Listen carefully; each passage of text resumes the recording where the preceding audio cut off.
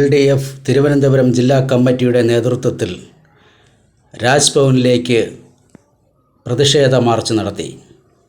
പാർലമെൻറ്റിൽ നടന്ന ഭീകരാക്രമണത്തിൽ പ്രതിഷേധിച്ചും കേന്ദ്ര ആഭ്യന്തരമന്ത്രി സഭയിൽ പ്രസ്താവന നടത്തണമെന്നും ആവശ്യപ്പെട്ടുകൊണ്ട് എംപിമാർ നടത്തിയ പ്രതിഷേധത്തിൻ്റെ ഭാഗമായി രാജ്യസഭയിലെയും പാർലമെൻറ്റിലെയും എംപിമാരെ അകാരണമായി സസ്പെൻഡ് ചെയ്തതിനെതിരെയാണ് രാജ്ഭവൻ മാർച്ച് LDF സംഘടിപ്പിച്ചത്. CPM ജില്ലാ സെക്രട്ടറി സഖാവ് ജോയി, CPI ജില്ലാ സെക്രട്ടറി സഖാവ് മാങ്കോട് രാധാകൃഷ്ണൻ, NCP ജില്ലാ പ്രസിഡന്റ് ശ്രീ ആട്ടുകാൽ അജി, കേരള കോൺഗ്രസ് M നേതാവ് സഹായദാസ് നാടാർ, ജനതാദൾ നേതാവ് ഫിറോസ് ലാൽ തുടങ്ങിയവർ ജാഥയ്ക്ക് നേതൃത്വം നൽകി.